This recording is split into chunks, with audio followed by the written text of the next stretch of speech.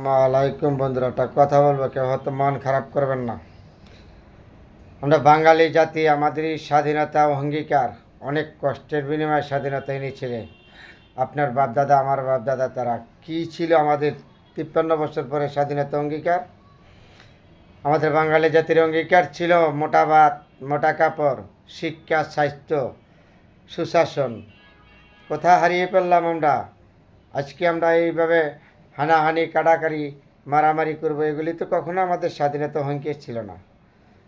যখন স্বাধীনের যুদ্ধে ঝাঁপিয়ে পড়েছিলেন আপনার বাপ দাদা, আমার বাপ দাদা, তারা তারা কখনো নিজের স্বার্থ খোঁজে নাই। তারা দেশের স্বার্থে স্বাধীনতায় অংশগ্রহণ করেছিলেন। সেই স্বাধীনতা অংশগ্রহণ করে আজকে এই দেশে মারামারি, কাটাকাটি, নানান জজরিয়া ধরনের কেন? আমরা বাঙালি জাতি, এগুলি কি আমাদের ছিল আশা? দুঃখ দুর্দশা আমাদের? আজকে বাংলাদেশের দিকে এরকম কেন হানাহানি, মারামারি, কাটাকাটি, একজন আরেকজনের প্রতি? কারো প্রতি কারো দয়া নাই, মায়া নাই? কারো প্রতি কেন নাই কাটাকাটি, মারামারি? এগুলি আমাদের 53 বছর পরে স্বাধীনতার অঙ্গীকার ছিল না। স্বাধীনতা অঙ্গীকার ছিল আমরা সবাই, হিন্দু, বৌদ্ধ, খ্রিস্টান, মুসলিম, সবাই মিলেমিশে একসাথে চলবে। এই দেশ আমাদের সবার, আপনার আমার, সবাই মানুষ হিসাবে আমরা চলাফেরা করব। সবাই মিলেমিশে হিন্দু, বৌদ্ধ, খ্রিস্টান সকল জাতি, আমাদের বিভেদ বলে আমরা এক কাতারে দাঁড়িয়ে স্বাধীনতা অংশগ্রহণ করেছিল। আপনার দাদা, আমার বাবা, ওরা ওই তো দেশ স্বাধীন করেছিল। তা আজকে আমাদের এই হানাহানি, কাটাকাটি কেন? এগুলির থেকে আমাদের বেরিয়ে আসতে হবে। সুন্দর জিনিসগুলি আমাদের সুন্দরভাবে গ্রহণ করতে হবে। এখনও সময় আছে, আমরা সকলে বিভেদ ভুলে একসাথে আমরা মিলেমিশে চলার অঙ্গীকার করেন। তাইলে দেশের জন্য সুখ শান্তি ফিরে আসবে, আপনার জন্য, আমার জন্য, সবার জন্য মঙ্গলজনক হবে।